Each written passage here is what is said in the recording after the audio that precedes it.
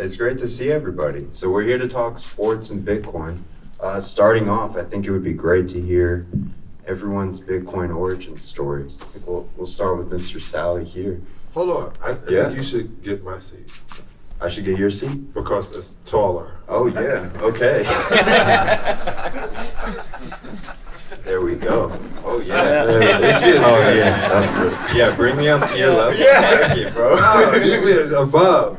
I was supposed to start this by saying, well, who do we have in here? See, it delivers.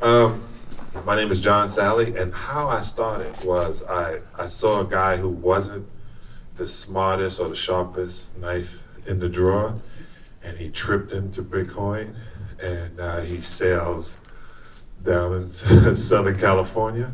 So I jumped in wondering what this was, and then as I was talking to Matt earlier, I got scared because you guys are really good at scaring people into Bitcoin only. Come over to the dark side. So I got nervous, and then I met my friend Tillman from NFT Glee, and then he even made me more afraid. It was like Catholic school. You ever been to Catholic? Man, I was afraid. It was like Dante's Inferno. I'm saved now. I am definitely into this, and I literally got on television in a couple of places and said Bitcoin fixes everything, and next thing you know I was carried out. All right. It's not the mainstream media narrative, but we all know it to be true. Yes. Mr. Francis, how are you feeling today? Feeling good, pretty good. Yeah. Yeah. When did you first hear about Bitcoin? It's been a couple of years, but you just hear people talk about Bitcoin. Yes, Bitcoin is the future, and you listen here and it goes out here until someday, you have something. I think it was like about 18 months ago, like my manager right here, and they was talking about NFT and stuff. I'm like, what is NFT? So they started bringing me all into this thing. I'm like, hold on a minute. I can absorb so much information right now. Basically, I'm in a training camp. And I'm like, bro, trust me, we can handle that. And he told me to download some apps. I think the first one was Coinbase and all those things. And I downloaded them and started to follow them. And I'm like, interesting. Go back in like 2 years, 3 years, 5 years ago. I'm like, damn, I should have get some Bitcoin 5 years ago. But the thing that I realized is like 5 years from now, somebody will be saying the same thing. Like, oh, I should have get some Bitcoin 5 years ago. I'm like, yes, since I'm here now, why don't I get mine? And then somebody will say that about me, and I'll be there. I'm like, oh, I told you, man, you should have asked some Bitcoin 5 years ago, So, and then that's how I get into Bitcoin, and it gets very interesting. And as he was saying, like, it get very scary. I think that was last year in May last year. I'm like, damn.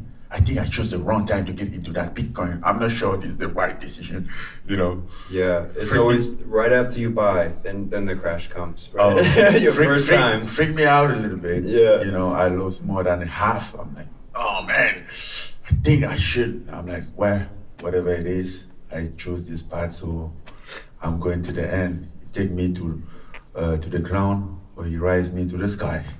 To the sky it is, my friend. I stick it there. It's a hell of a drug.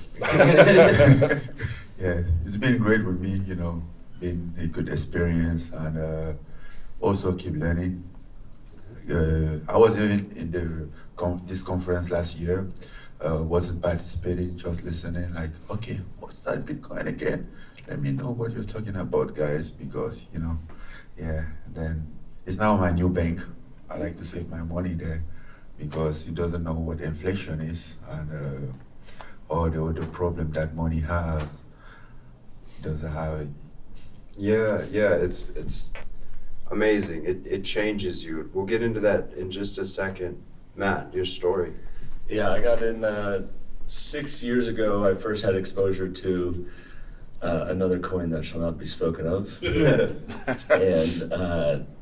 blockchain in general. And not long after that, after doing a ton of research, because I never like to just throw money at anything, once I wrapped my head around reading as much as I could about Bitcoin and seeing the societal impact that it had, it blew my mind. And so that was a few years back, and yes, it has been life-changing. And again, beyond just making money, there is an ethos behind Bitcoin that is revolutionary. And just I think how the internet changed the world and how we live our everyday lives, this has that same potential, and we've already seen it in certain circumstances around the world. Yeah, I think as athletes, you all appreciate and have the mindset of kind of a singleness of purpose. You're on a quest.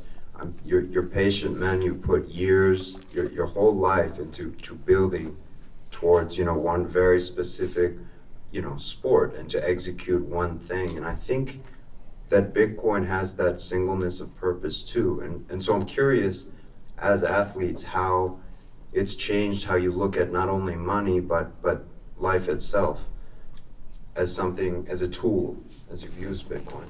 Well, it made me change direction on what I consider to be hard work. It made me change that, get out of that thought of, you work all your life to have a retirement, and so you can have a part-time job. That's what it wind up, scary to that point, and then you leave your money for your kids to destroy. Give it to them. I got daughters. They give it to their boyfriend at the gas station. What the hell? So it just made me think of things differently. I have some really good coaches and teachers in it that, when you think about it, it literally can change or get you outside the matrix, and that's what I felt I needed to do. Do you look at Bitcoin as a savings technology for yourself, or where does it stand in your kind of strategy, your monetary strategy overall? I do everything in the cryptocurrency world now. Like, I don't even do sports. I don't. I watched I picked the winner of the Final Four. The Final Four, I was on KG certified on Showtime, and they asked me questions, and I just said this team, and then I laughed, and that team won. So I guess I still know a little bit about it. But now I do the John Salley crypto show. I have literally what I'm going to put in the metaverse. Sally's Alley, Bowling Alley, literally bowl. I literally stopped everything from being, running up to different networks and asking them to take my shows, and trying to raise money to build a building that no one's going to go to, or most people are going to get shot outside of. That's what we think now when we think of those kind of things. And I went totally into a digital thought. So everything on the blockchain to me will change, and I'll just use my experience from this regular, what I've been doing for the past 20 years, and put it into the metaverse. So yes, everything to me is cryptocurrency. Beautiful. Francis, you have a very different origin story from any of us up here. I think we all grew up with American financial privilege, in the sense that our government at least holds its own mint and money printer. And even there, we struggle with inflation, we struggle with regulation, we struggle defining what the US dollar is.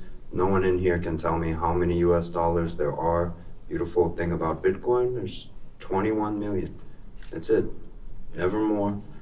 And so I wonder, taking this technology home to Cameroon, how did that change you? How did that change, the places you grew up?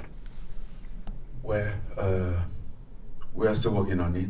It's not an easy process, It's a lot of information for those people who, many of them never even have a bank account because they weren't approved for that, or just because they didn't just have the money to put in a bank account, or couldn't afford a bank fees and all those stuff. So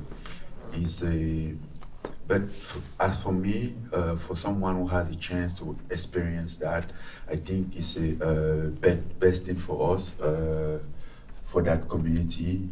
You know, you can have your own bank on your phone, and you don't need somebody approval. You don't need somebody, a banker, to do a wire transfer. You don't have to wake up, drive, go all the way to the bank to need the approval to do a wire transfer. And if they approve your wire transfer, fill you with a bunch of questions. Why? Who is the guy? Do you know him? Have you ever met him? All those stuff. No. You just take the person here and send the Bitcoin.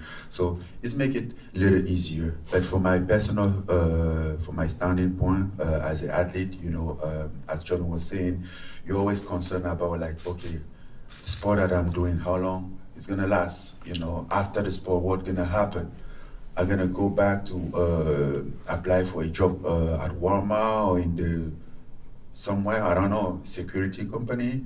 I'm like, nah, I don't think I can do that, you know. So you kind of like find a backup, a way to be secure, you know. And but you think about like maybe have a company, which is a good idea, build some business, is a good idea. But problem, you are not there to manage those business. You don't have time. You can focus on, and if you don't have a trusted person, you screw, you know. So you have all those problems at once. You have all those anxiety about your future, even though people think you're a successful person. You have this anxiety in you all the time. Then you finally find somewhere that, yeah, because the bank is good, but the problem is like, I put my money in the bank 3 years ago. Today is not the same value. It might still be like the same 100,000, but it's not the same value, because at that time I could have afforded a small condo at 150,000, but today the same condo is 250,000. My money is still 100,000. So literally, I've lost money, a lot of money, you know. So how can I save that? How can I avoid that type of problem? Then I came across Bitcoin. It goes up as everything is going up even faster. I'm like, yeah, you know, I can put my money there while I'm doing my professional career, keep my money there, and by the time I retire or get enough time to focus on another business, you know, my money will still be there, and I wouldn't be losing any value because of inflation or because of this. No, I will be in my time, if it's not a little bit ahead of that time. So it's kind of like beneficial and peace of mind for somebody like me. I'm just speaking for me, but yeah, I feel very secure in that way. Absolutely. You sleep well at night knowing that no third party, trusted or untrusted, no intermediary is going to disenfranchise you from the network. And I would emphasize that's the difference between Bitcoin and every other crypto asset or security. I mean, this is why we dedicate this conference, bring in 25,000 plus people to talk about these things. So I would ask Matt, what does Bitcoin do for you?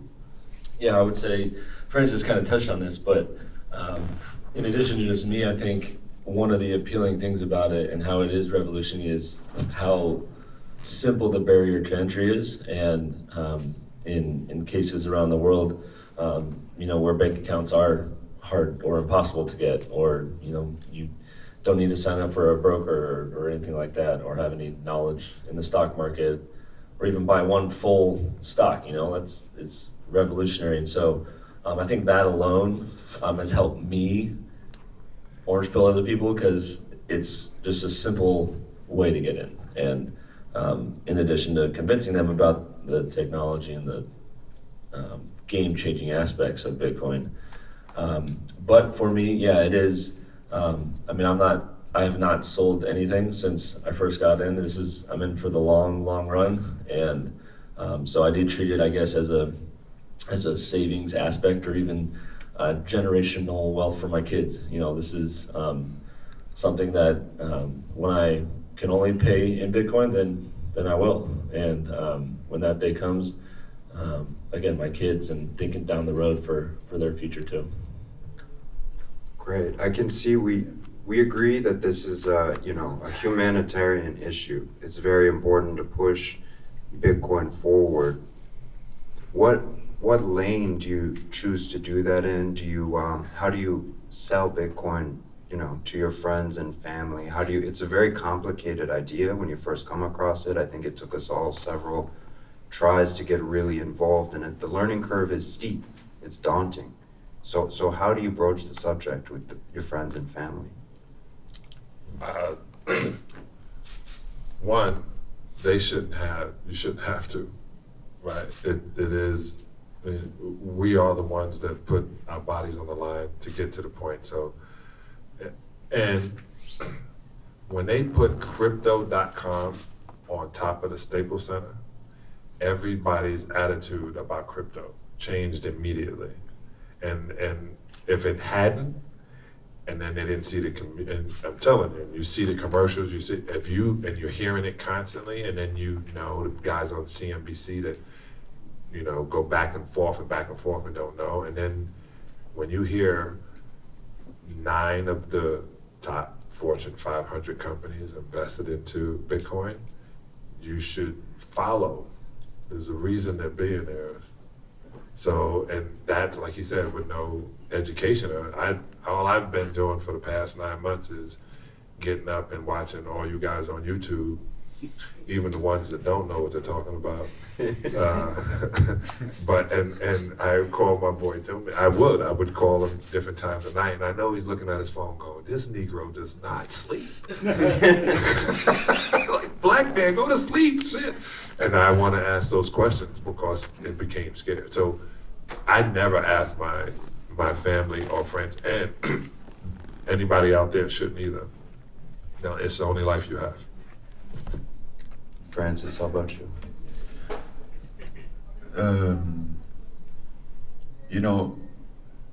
Me, I just follow stuff that I believe into, and then most of the time, it might seem a little weird for a guy that believes in Bitcoin, but I don't like to listen people talk too much about it all the time. Listen, people talk, being an expert.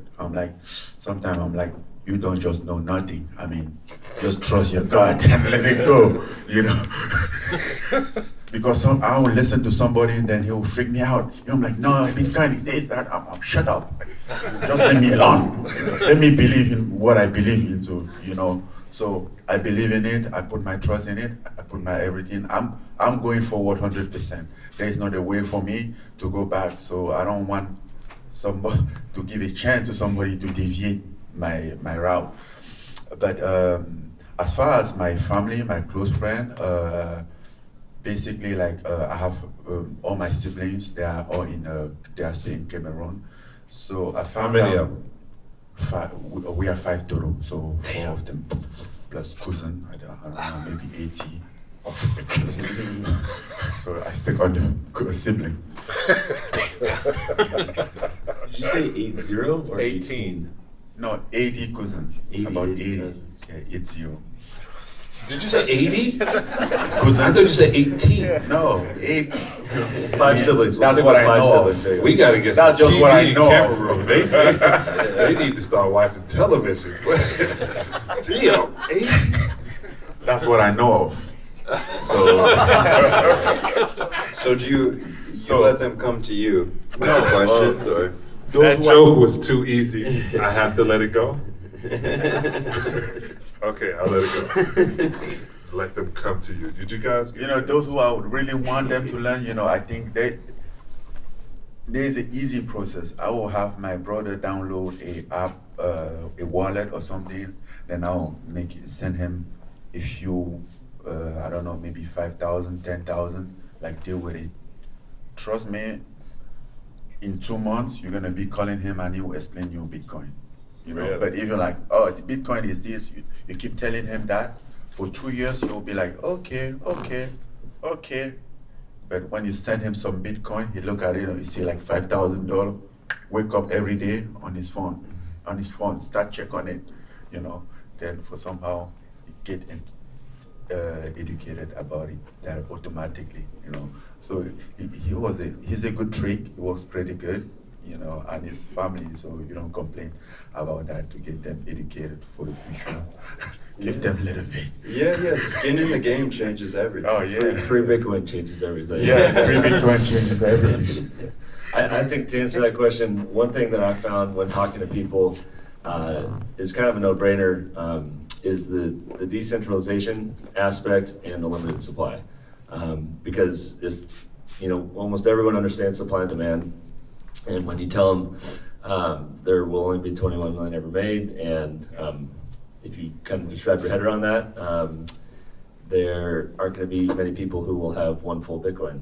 And so I think that and the decentralization aspect, for Americans who have easy lives and don't have a ton of central oversight right now, we're starting to see more and more, but it's not as much of an impact, I think, as we see around the world. But that decentralization aspect and having complete ownership and sovereignty over your assets is something that I think a lot of people can resonate with.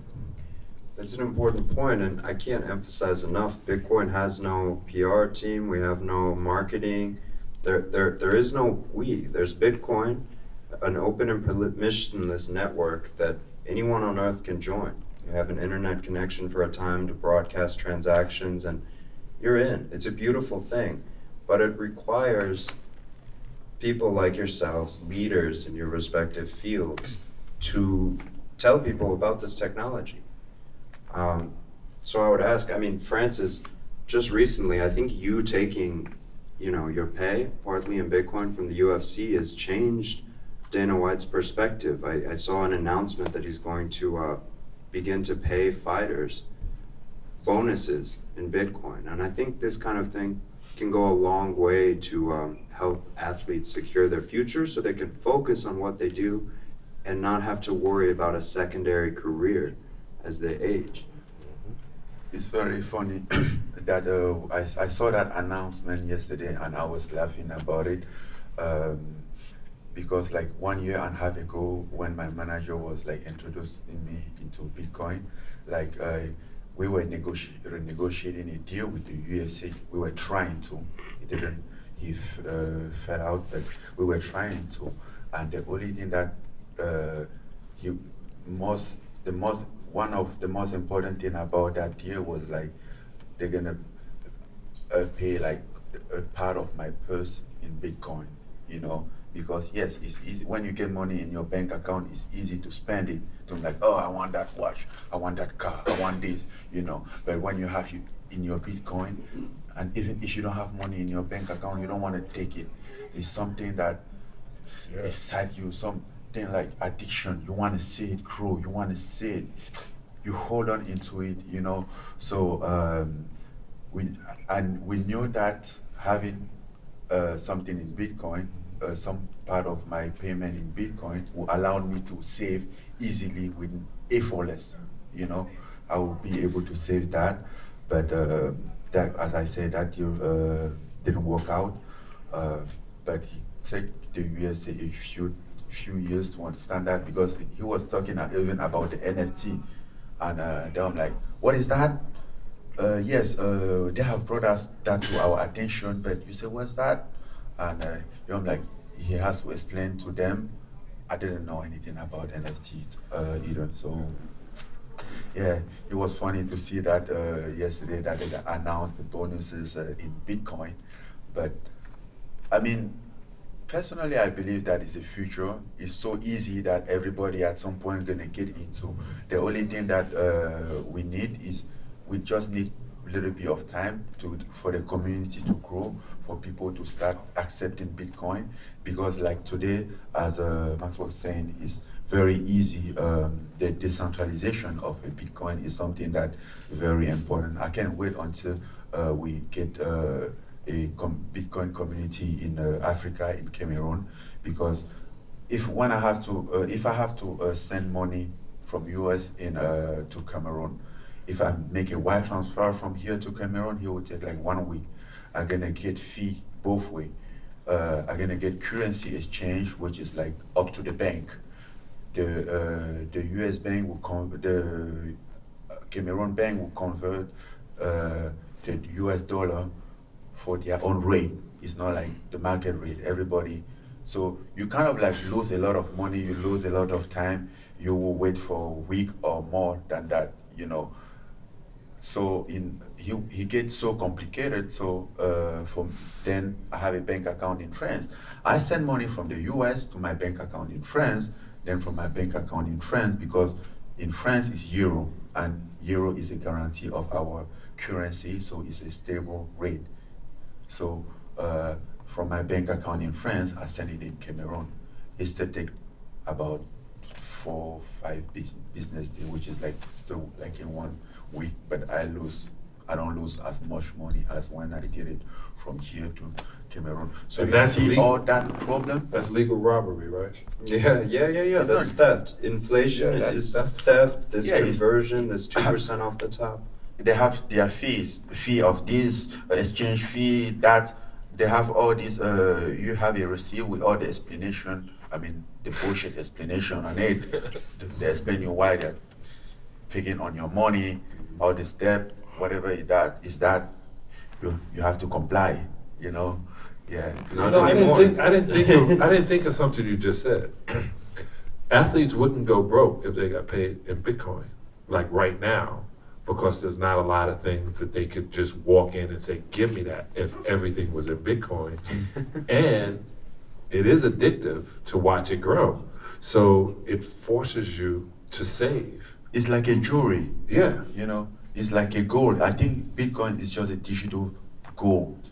You have this piece of nice thing that you have, like to watch sometime. Yes, you're broke, you can sell it and have money, but you go look at it and I'm like, nah, man, I'm not. I'm saving my gold.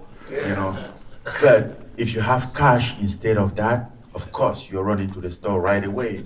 You don't have to resist of buying whatever you want to buy. Right away, you just buy it. But since you have to convert the money, you hold on into it. That's why I think investment, either way, like a lot forces you to save and to control your wallet. Because when having your money in the bank account ready to go to buy is very dangerous. Matt, how about you? Well, there's ways you can pay for your Starbucks with Bitcoin. So I think it's a matter of self-control in regards to that. I think in regards to I think adoption, you're gonna buy a Starbucks with 1 Bitcoin. I'm not. You But don't- people, So that's not even a problem. How much coffee you need? How much coffee you need? I'm not going broke buying Starbucks. She's but- from Cameroon. I know. The beans come from there. I think in regards to adoption, I think everything we're talking about, everything that we're doing to get exposure for Bitcoin and make it become more mainstream is anything can help. I remember I had a similar situation in trying to get paid. I think this was 2017. I was playing with the 49ers, so I figured of any team, maybe the one in Silicon Valley would be one to be willing, and I asked them if they would pay me at least like my signing bonus in Bitcoin, and it was a very quick no. There was no, our CBA doesn't even allow for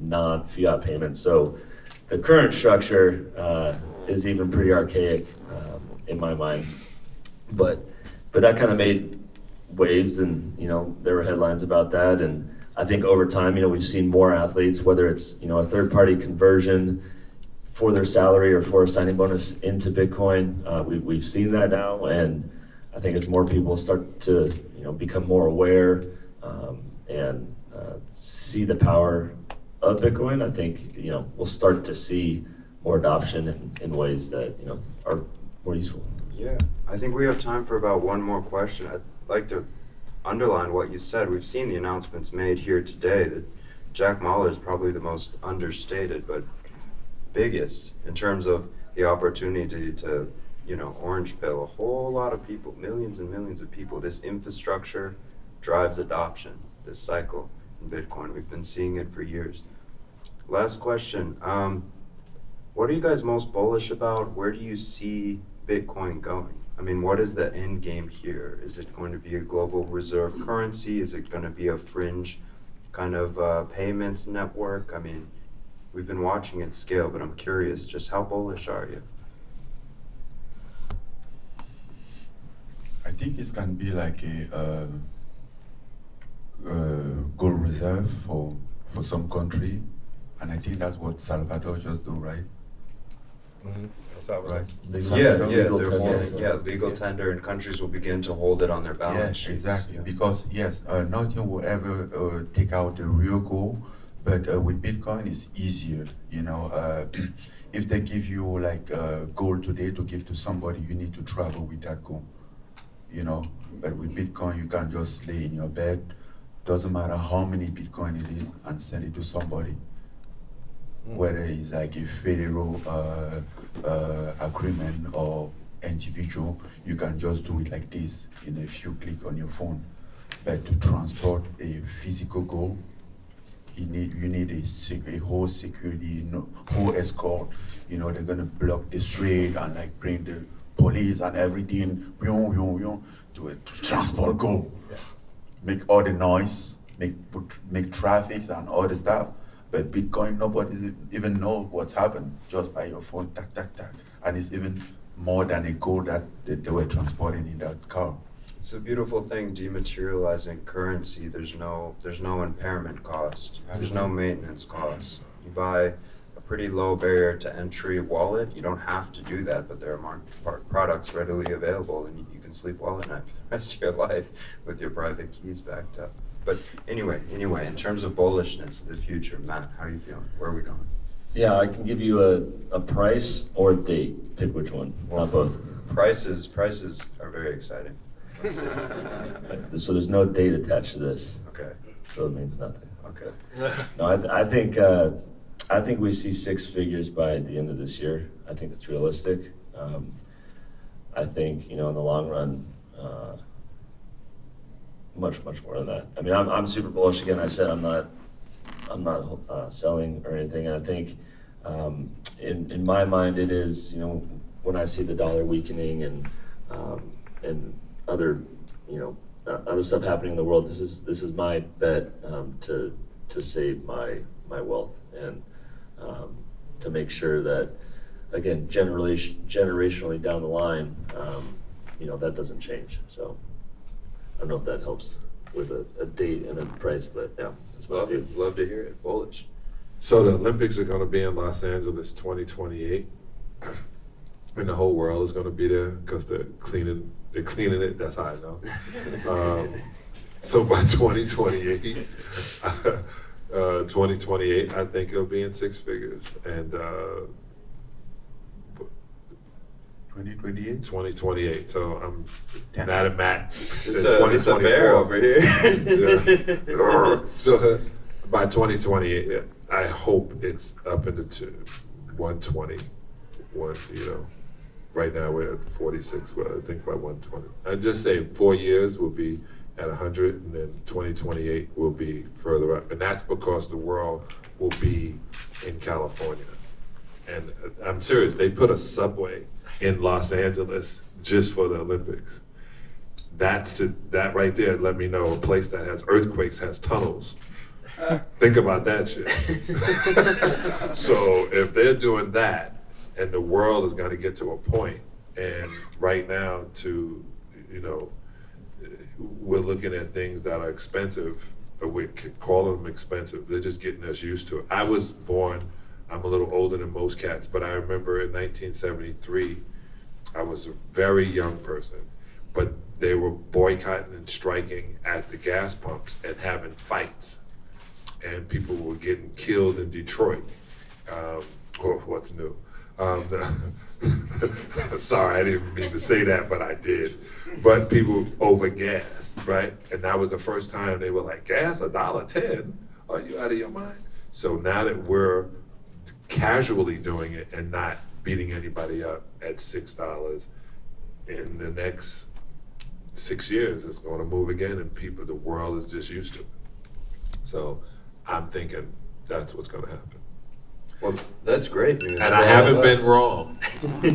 That's great news for us. About That's it. a couple years to accumulate there. That's great. Yeah, I'll take that. I'll take that pretty bearish prediction from you here. Yeah. I think that's all the time we have for today, guys. Thanks for joining us for this session. It's been an honor. Thank you, guys.